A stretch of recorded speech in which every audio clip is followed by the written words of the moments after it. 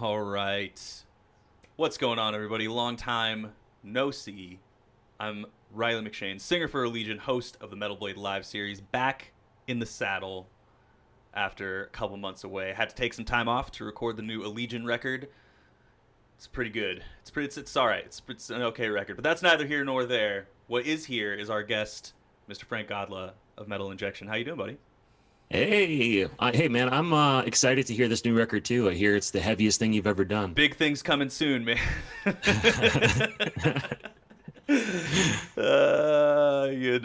you know. So, Yeah. how you doing? I haven't seen you before we get into like the proper interview thing. I want to like just talk to you like a human being for a minute. So dude, I haven't seen you since our last. No, I saw you at Nam, right? At Dime Bash. Yes, you Okay. did. Yeah.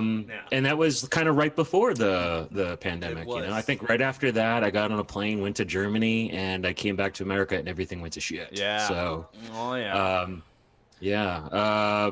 But that was the last time I saw you. Last time we hung out, and I was still a raging drunk then. So You know. things have changed. Yeah, yeah. I feel like that's happened to so many people during this past years. It's just like if I just stay at home and continue my regular drinking habits, I'm going to die. So I'm just gonna stop drinking.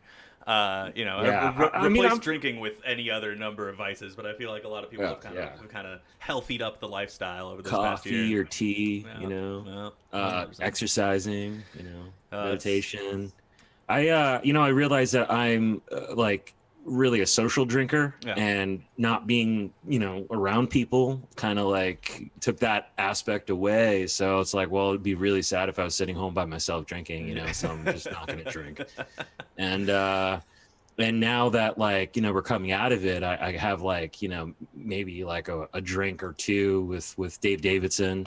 And I mean, that guy's still going, and I'll have one or two, and then I'm like, dude, I can't go on, like I'm not built for it. I barely drank at all, and then I went to Denver for a month where I was just like hanging out with the boys every day, living in Dave Otero's little band apartment that he has, like, just hanging out, playing Mario Kart, crushing beers all day, and didn't do much for my COVID baby, my COVID pregnancy that I have going on here, my extra set of twins I have living in my stomach right now. I was like, what, a baby's like 8 pounds? Yeah, for sure, twins, maybe triplets. We'll see. But yeah, Come on, still handsome as ever. I don't know what you're talking about. It's all up here. All with hair too. Look at that. Yeah. I'm not bald anymore. A lot of people were like, "Oh, dude, I didn't know you could grow hair. I thought you were like a, Right. But yeah, I can grow hair. I didn't shave my head because I have male pattern baldness. Go figure. Well, anyway. Right. Well, you're really good at it. You grew that yourself? I did grew it myself. I seeded it from grew it from seed, and Nice. here it is, a Water beautiful, it, beautiful give it some sun. lilac tree of hair. It's a natural color, right? Yeah, yeah, it grows like this. I'm an anime character, turns out. All right, so let's give the people what they want. Frank, for those of you who don't know who are watching, is the man behind Metal Injection, one of the premier metal and heavy music news outlets. So tell us a little bit about your background, how you started Metal Injection. Well, it actually started many years ago, 17 years ago. Actually, a little before that, because we were really the story of Wayne's World. It's kind of like this parallel that we always joke about. But we started as a Brooklyn cable access television show. A 30-minute show was just a bunch of friends getting together, doing a bunch of sketches and whatnot. And I was a VHS tape trader way back in the day, so I always had a lot of videos and tapes and everything laying around. And would kind of like splice in, either a live song or a music video in between our dumb sketches, hand that in the tape, and we would stand outside shows. And, the only way that I really knew how to, promote anything was kind of being in a band. So we'd stand outside shows with flyers, like watch my TV show type deal, Yeah. And we would do that for a while. until we had the foresight of really putting it on the web, because we saw the web doing something. There was rhythm to it. It was getting interesting. And but we do predate YouTube, so it was a little difficult to get a video player on the web, and the hosting kind of cost a fortune, but it was something that we put money into. And it's weird to think about how many years ago that was. I mean, like, we just take for granted like everything's on YouTube now, right? Yeah. But it was kind of hard to start it up, and real grassroots of the big web.com boom and everything. Right. So that's just crazy, because it's like, I'm sure there are people watching this who don't even know what public access television is. Like, it's there's the Or VHS. I said a lot of old school words in there, like television. Long gone are the days of just like browsing from channels 3 to channel, like 66 or whatever, however high it went based off your cable package, and being like, oh, we're just gonna skip over the channels 10 to 18 because those are all just public access. Right. Like, it's always good for a laugh. But it's crazy to think that something as... Well, I think there's a whole new generation that doesn't even know what the fuck TV is, because it's all like, it's on demand web streaming now. That's the new packages or whatever. Yeah. So and it's wild. It's so funny how it's like kind of reverting slowly, right? Like, it's like it's almost this weird like reversion back to, okay, well, if you want, there's basic cable, and then if you want special channels, you have to pay a monthly premium for them, right? Like premium access television. And now it's like, you had Amazon Prime that had all these channels lumped into it. You had Netflix that had all these movies, and it was kind of like all these things rolled into one. But now all of those services like Disney and HBO and Showtime that all used to have their own channels on regular, satellite television or DirecTV or whatever it might be, are now charging their own individual monthly premiums to be like, oh yeah, if you can have Amazon Prime, but it's an extra $15 a month if you want HBO, or it's an extra, let's bundle HBO, ESPN Plus, and Disney Plus into the same. It's like you get a bundle deal if you buy it through Hulu, and I'm just like, this is exactly how cable used to work. It's exactly just like detached now by 10 years. Exactly. And dude, that happens like all the time. Even within this quarantine alone, like we saw the comeback of, the DVD, of the home video for bands. It's just packaged in a streaming format now, but it's really the same idea, right? It's the same product, different medium. And I feel like that's just a sign of progress, kind of segues into the next question I have here. Speaking of the streaming shows thing, you stepped up and helped bands in a major way make up for the lack of touring with the Slay at Home series, which is, for those of you watching who have not ever seen it before, a streaming... Well, I'll let you explain it. You're the man behind it. I've only played for it. I haven't, done everything else. Well, it's really it is whatever I want it to be. Is the easiest way I can like really explain my job, I suppose. But Slay at Home was something that I started early in the pandemic. After a couple phone calls with my friends, as soon as things started shutting down and quarantine happened, I was on the phone with several of my touring friends, and everybody was home, and we were kind of just like commiserating and everything, and just hearing, everybody's like predictions of what they were going through or how bummed they were. Like, it kind of just gave me an idea. I think it was maybe Warner Brothers or somebody like that wound up doing their own version of a fundraising virtual event, and I wound up checking it out. I had the idea to do it already, Slay at Home, and then I wound up checking out theirs, and I thought it was terrible. So I was just like, all right, well, basically all they really did was take snippets of shows that were already shot or DVDs that are already out, and basically built a playlist and called it, an event or whatever. But like, you can easily find that same footage anywhere else, So I was like, all right, I can do this better. Like, I'm going to have exclusive sets. And not only that, but I'm going to have, taking like bits and pieces of my favorite festivals that I've been to around the world. I kind of wanted to implement certain ideas, like Roadburn. I love their commission series. So, I asked a group of individuals to come together and create music that didn't even really know each other. And then, started asking bands who don't know each other to do covers. And yeah, and before I knew it, it kind of just took off. Like people were just home doing nothing. So they were really kind of, receptive to it. And I would say the hardest part about starting out Slay at Home was constantly explaining my idea, to the artists, to the sponsors and companies that was putting donations forward for, and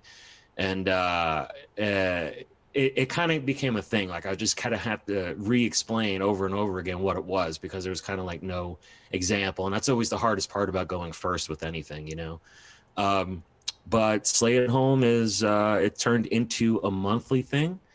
And we've raised a lot of money, through the power of Shred, and it's over $200,000 that we came together and raised over the past year through the various shows for various charities.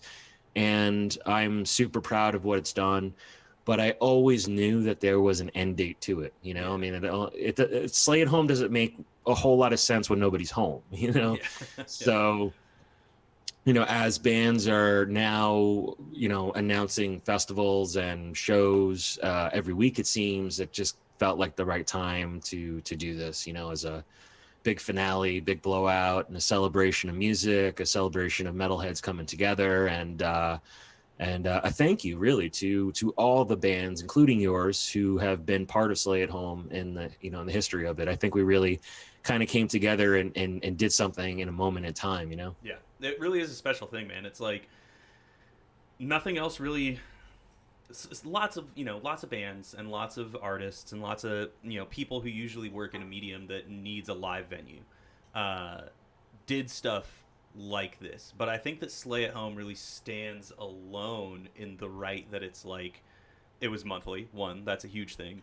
The amount of money raised and then donated to charities is another huge thing. And it's just like there's so many different elements that you just explained about it that make it like a really special thing. I think that, come a year from now, 2 years from now, when all these retrospective pieces start getting written about like, wow, remember when like no one could go play shows for a year because the world shut down? Let's talk about that and look at some of the things that people did. I think that like there's no way that Slay at Home isn't going to be at like the pinnacle of those retrospective articles. So very, very special thing that you did there, and I am super stoked to have been a part of it.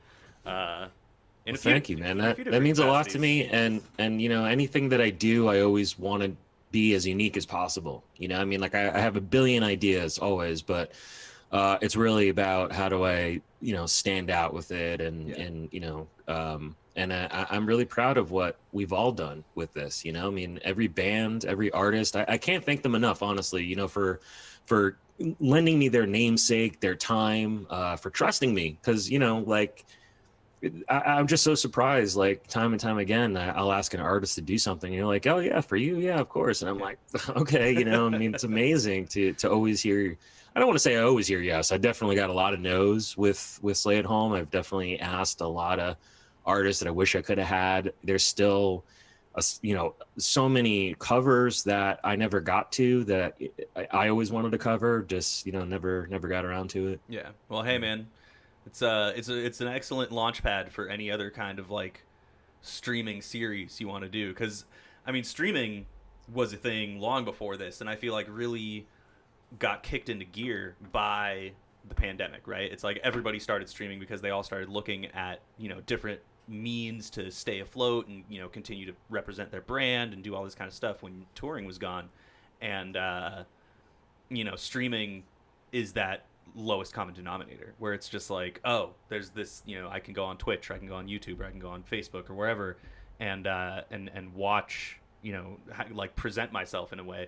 Before all this happened, I had been streaming for like 4 years, just doing like video games and music stuff here and there, and it was like such a huge tool, um, even before all this. And I think today, uh, maybe yesterday. No, it definitely was today.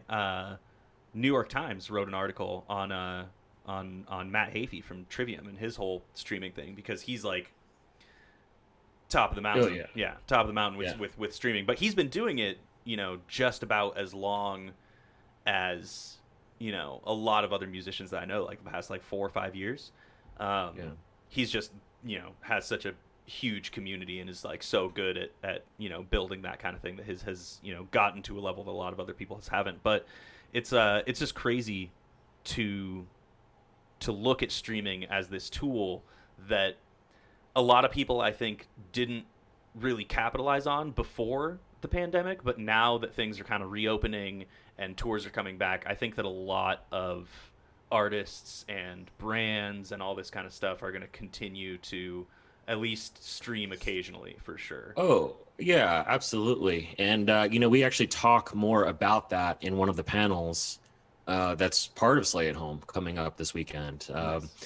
I wound up doing. I host. So we have 3 different panels, and that's something new that I wound up implementing in this. The finale of Slay at Home. There's one on Friday and 2 on Saturday, and they go right before the show. So if I urge everyone to come early, really get to your computer early and turn it on and kind of learn something and hear some really engaging, smart discussions, before we just batter you over the head with metal for hours on end, So, and one of those topics is the future of touring, what it looks like, the rollout, hearing from the guys themselves, some of the best in the touring business. So I think it's a good discussion people are going to want to hear if you're interested in knowing more about, how streaming might play a role in touring and bands' lives and stuff like that. So Yeah, it's definitely just hearing and, about. and of course, duh. Also, we have monetizing metal on Friday. Oh With yeah. Matt Hafey, who's talking about this very subject as well. Yep. So, yeah, I mean, streaming is obviously a really big thing, and it's here to stay. Not just as a way to monetize, but even look, for instance, this. Like it's changed the interview. It's changed, like and for the better as far as I'm concerned. Like I never really want to go back to interviewing people in person. Not that I don't love seeing and smelling you and hugging you, but like I just think this is a more utter way of communicating. Yeah, I absolutely agree. I think that so many creative people breed innovation, right? Like that's just a known fact. And when you present people with a do or die situation that are creative, that innovation is going to continue to be bred. And like I think that so many amazing innovations have come out of this past year and a half that like there's just no going back on some of these things. So I'm excited for the future of slaying at home. So looking at your Instagram, and obviously just from watching the Slay at Homes and all that kind of stuff, a lot of people in the metal world, music world, really. Who are your favorites? I'm putting you on the spot. Who No, but it's so funny. People, like in my life, always ask me something like that, and I'm just like, oh my man, they're all my favorites. Like I love that. At the end of the day, like musicians, I'll say most of them, I mean, there's a couple bad eggs out there, of course, and attitudes or egos or whatever you want to call it. Like, I mean, metal encompasses all walks of life, really. But I love for the most part that musicians, like maybe it's because I just speak their language and I am one as well, but like we just really get along, like I've always got along with every band that I've always met to most of the time. And they're all down to earth, no matter how big they are. You can meet Dave Grohl next to, this young underground band, and for the most part, they're all going to be super stoked to have you around and be down to earth. And I mean, as far as favorites, that's just, I don't know. I like my homeboy. I mean, like, yeah, of course, I'm going to say my friends, I mean, like, totally. I spend most of my time with like Dave and Trevor and, a lot of people on on Metal Blade's roster, so. Yeah, all homies for sure. I have a lot of good memories with both of those guys, honestly. Even though my most of my interactions with Trevor have been remote over this past year, right? Like I had him on this thing, did an interview with him, did that Last Christmas cover with him, um, and he's always a super great dude. And then Dave, yeah, we played on 70,000 Tons the same year. I interviewed him at Nam a couple years ago, and he's always a good guy to have around too. He was at the time I saw you before Nam, and the Dime Bash thing was at the Allegiant release party Right. in New Yep. York, and his other Yep. band Gargoyle, Correct. Yeah. his It was band Not playing. Revocation was playing, yeah, and so he was Right. he was there. I always feel like such a dick when I'm like, yeah, their other band, like, because it's like that's not usually. It's like I wouldn't say that about someone's kid. That, like, I wouldn't be like, oh yeah, like your one kid's a doctor, but your other kid is only a veterinarian. So like, yeah, your other kid, the not doctor one. Like I always feel like kind of a Right. dick being like, oh yeah, his other band, his less on the radar band, uh, but yeah, Yeah. everybody kind of knows Dave for Revocation, I feel. But Gargoyle is super sick. That was a really fun show to check out Yeah, and be a those part of. they're both New York homies, so it's really easy for me to hang out with them. And I'm sure, like anyone else during quarantine, you have your crew. You know what I Yeah, mean? So, yeah. and they're neighbors, so it's really easy to hang with those guys. Well, so you mentioned earlier that you have been to tons of festivals. I've seen you on either coast.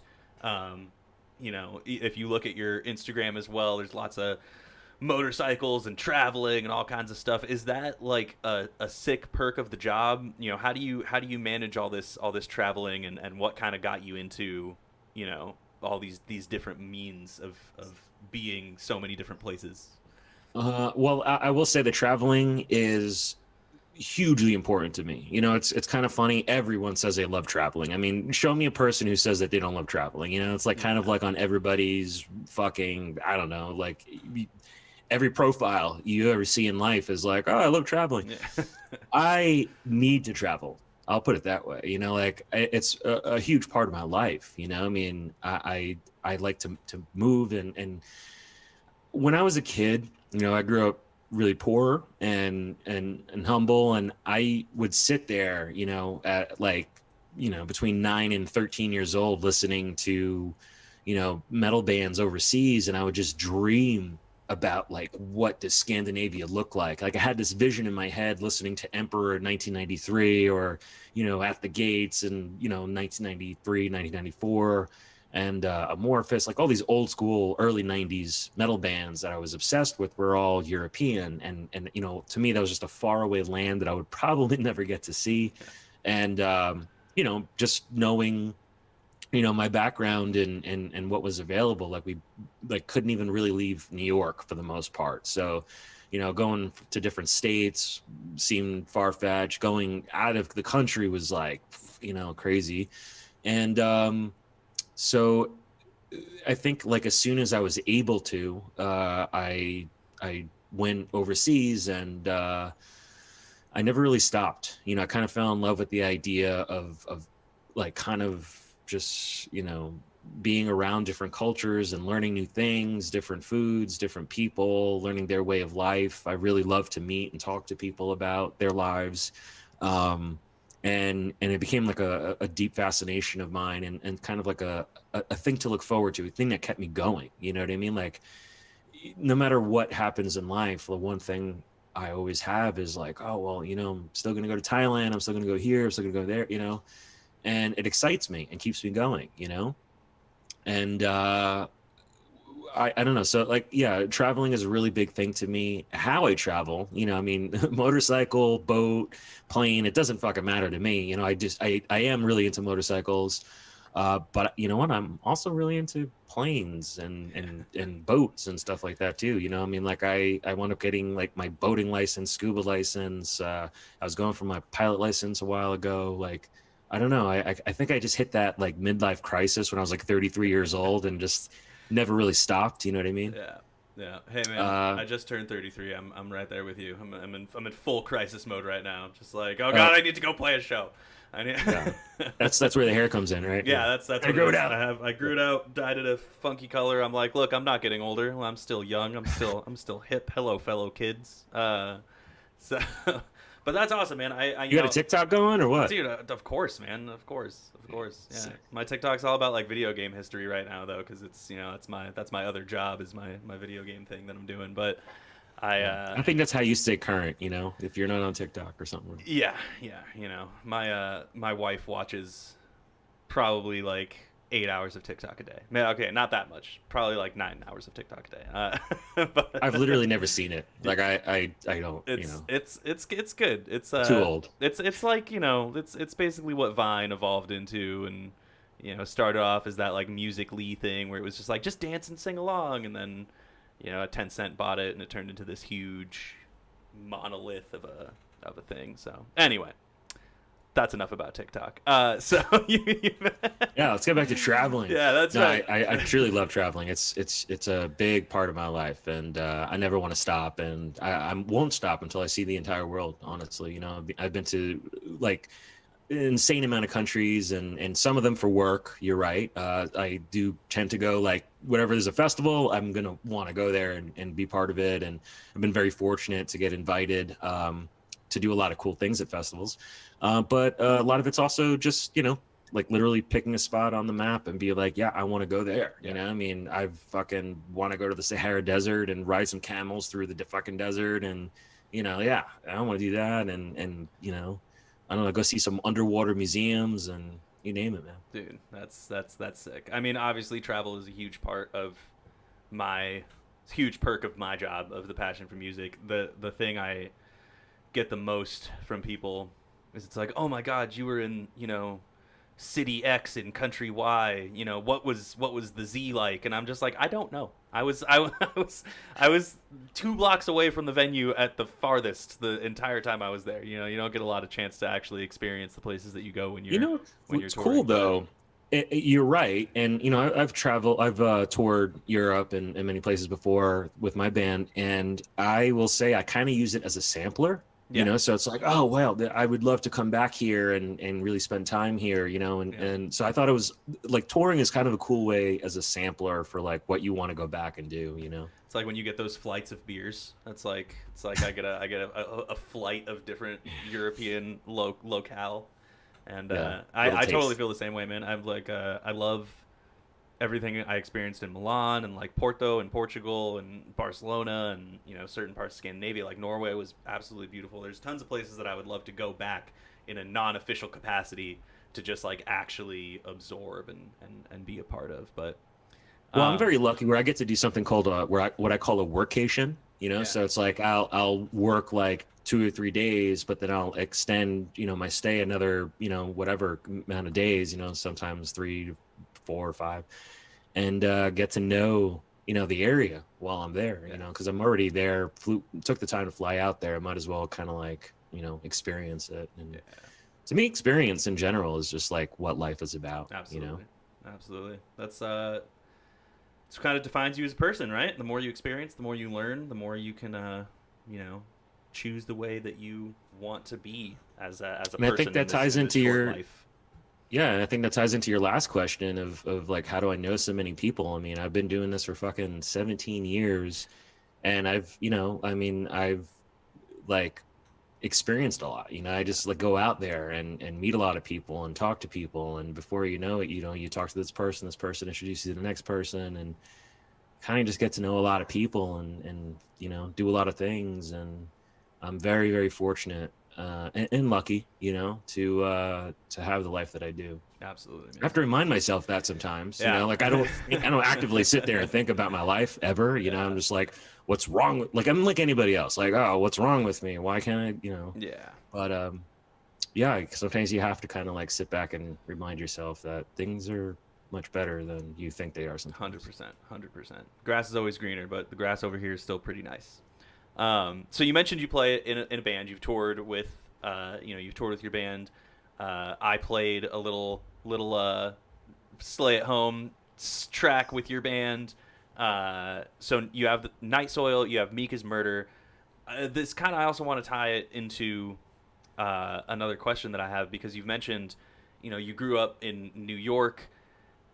as I'm sure everyone watching knows, New York and metal is like huge thing, right? It's like you have the New York hardcore scene, you have like the Florida death metal scene, like both of those East Coast, landmarks have been huge for the development of metal as a whole. What was it like kind of growing up in the New York metal scene, in the New York hardcore scene? Were you obviously playing in bands back then?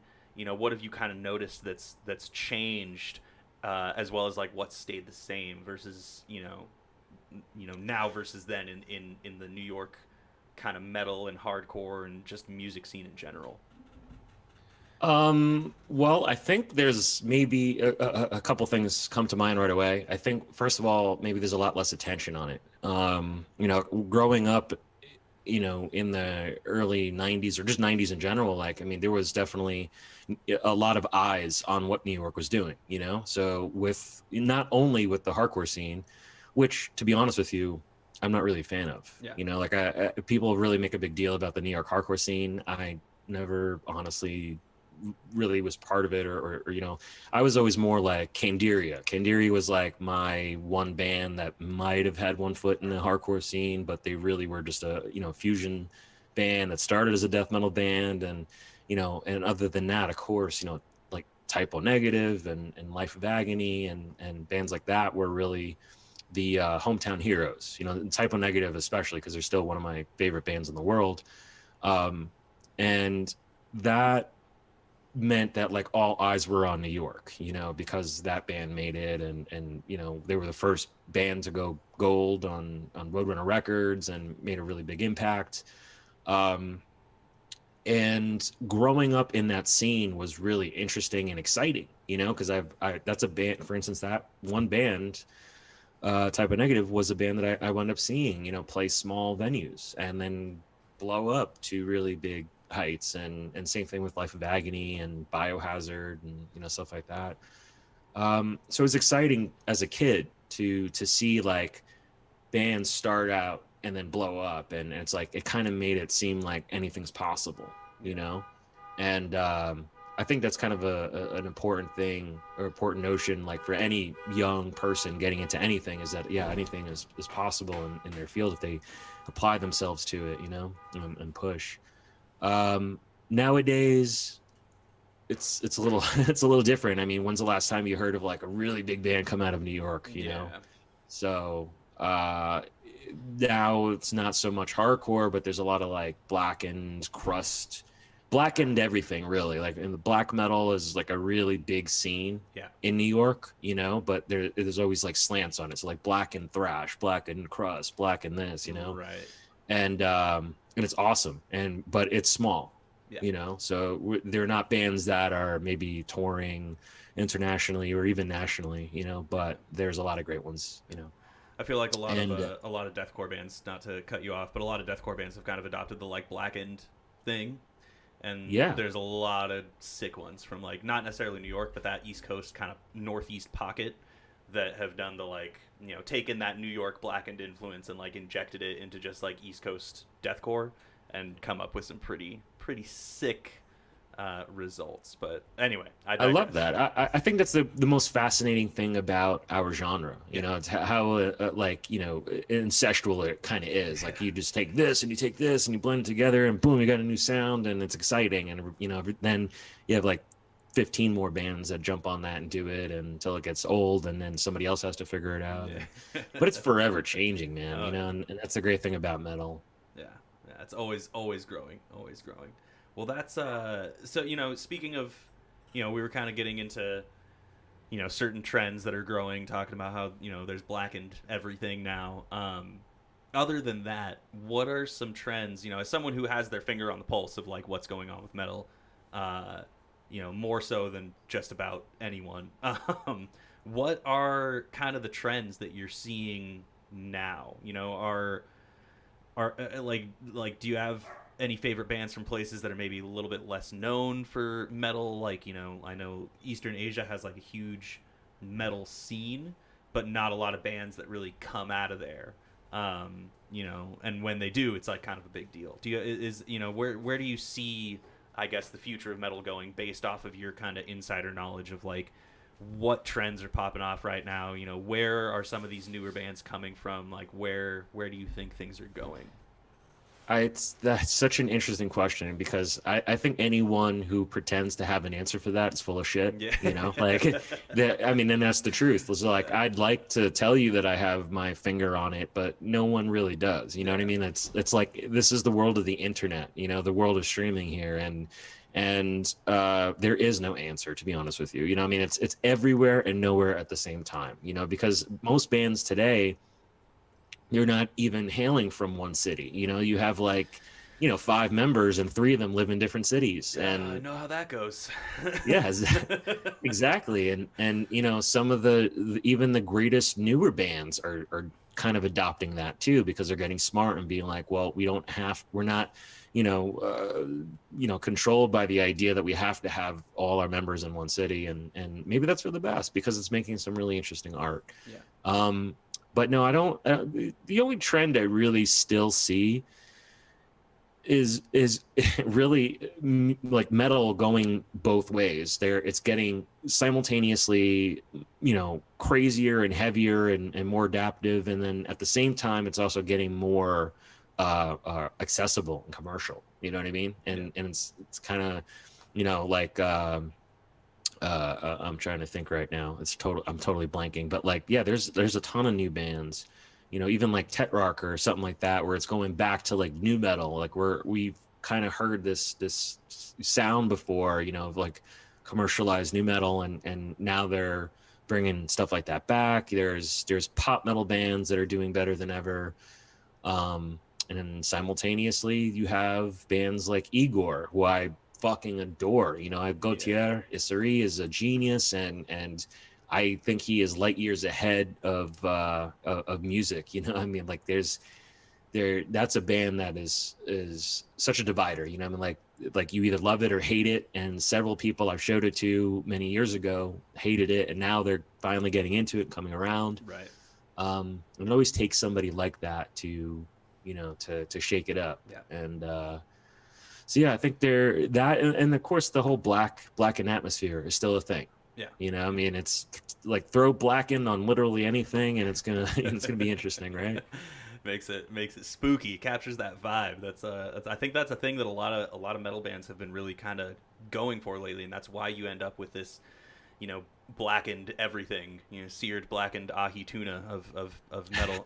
No, but you end up with like blackened everything because it's such a mood. You know what I mean? Like black metal has never really been, you know, the focus of black metal, I guess I should say, has never really been like, wow, look how fast these guys are. Look how much they shred. Like, look how, you know, in like it's like the kind of person who's listening to, you know, Liquid Tension Experiment is not gonna like black metal for those same reasons, right?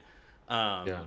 I actually think that black metal draws bigger parallels with rock and roll. Yeah. Like, you know, like to me, rock has a pulse, and so does black metal, and that pulse is easily accessible. And I think that's what really captures, you know, the atmosphere, the mood, and really the overall vibe. Yeah. You know, you can turn it into something. You can take that spice and put it into pretty much anything and create an atmosphere that like maybe wasn't there before. It's just about like getting these dynamics, and I feel like a lot of bands, especially over this last year, have been really writing from a much more like real, visceral kind of place.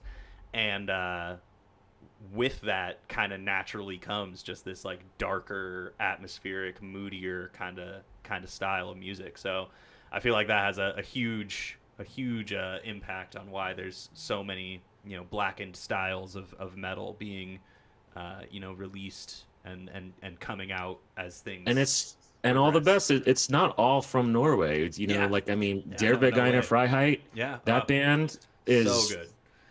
I fucking love them for, you know, since day one. They've been blowing my mind, and you know, I think things are really coming up for them, and I'm stoked to see them do well. Mawa, you know, that's another band I've been championing since like 2012, and now like they're just, you know, like you like probably top 4 of black metal these days, you know, and rightfully so, because they're you know, amazing at what they do. I think my favorite black metal infused band is definitely Aransi Pazuzu.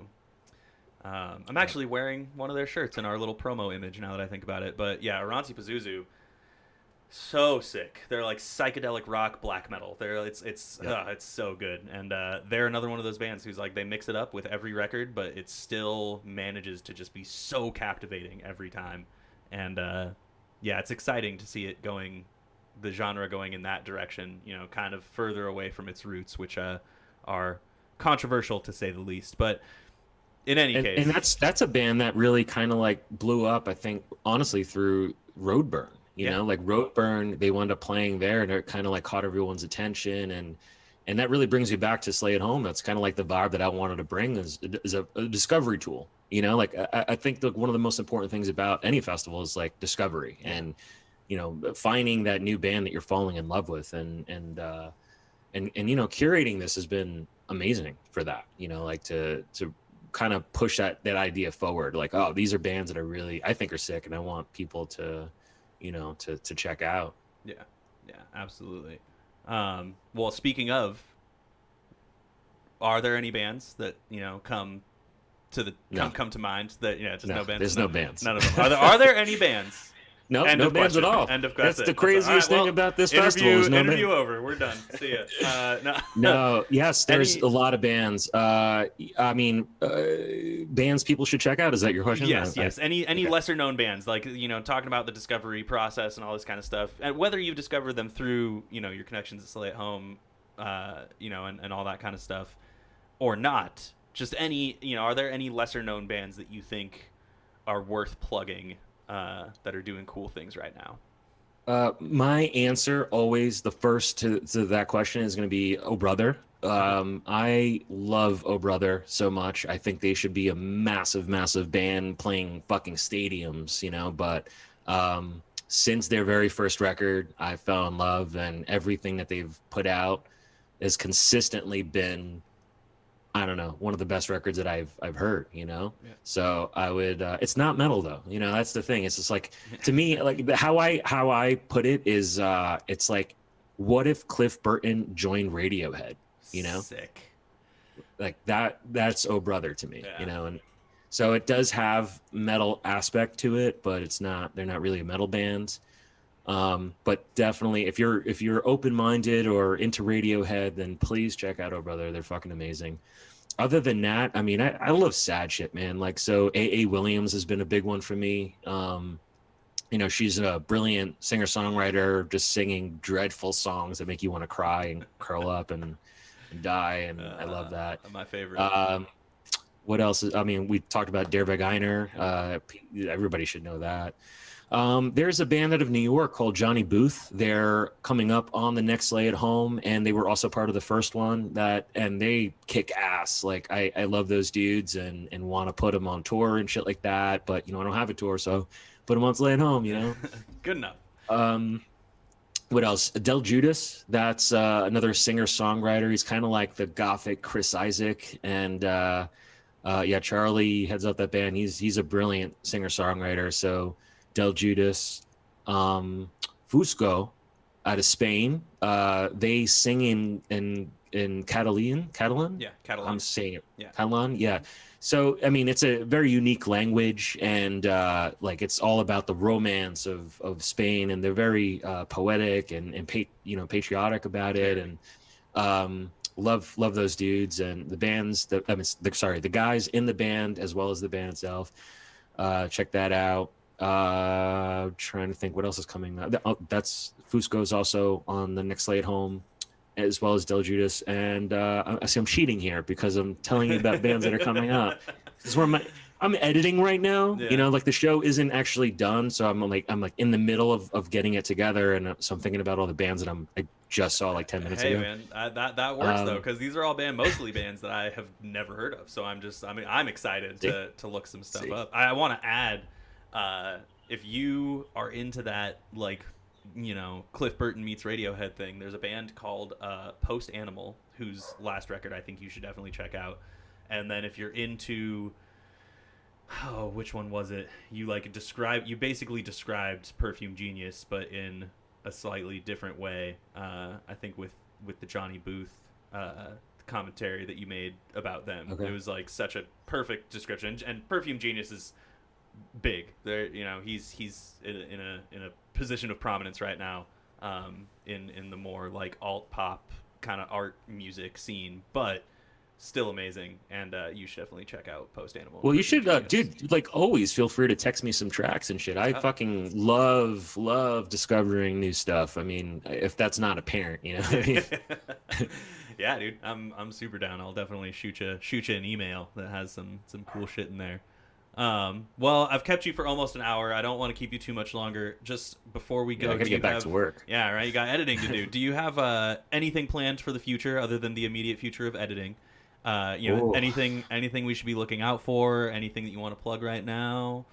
I will say always. I always have something up my sleeve. Always have a new idea, but I can't always talk about it yet. Yeah, yeah. So, yeah. Other than that, no, man. I do hope that come near future, I get to focus more on writing music instead of covering. I mean, it's been amazing to cover songs with my heroes and Yeah. friends, and that's just a dream come true to do a lot of this stuff. But I'm very much looking forward to getting back to writing my own music, in some band, kind of like trying to figure out, more permanent or serious band mode right now. So Nice. trying to figure all that out. But yeah, that's it. Hell Maybe yeah. check out music whenever I get to it. Yeah. Fucking doing it to it. Well, for those of you watching, if you did not gather or if you just recently joined us, Frank Godla runs Metal Injection. All the things that he can't talk about right now, he will be talking about soon, I'm sure. So make sure to follow Metal Injection at the little addresses down below. Pretty much just at Metal Injection everywhere. Just Instagram, Twitter, Facebook, your mom's house. Hey, any anywhere you can find metal, you can find Metal Injection. And definitely tune into the final, newest and final Slay at Home, because it has been a journey. And you know what? Go back and watch the other ones if you haven't yet, because you can see more of my beautiful face with Allegiant and with Night Soil, having lots of fun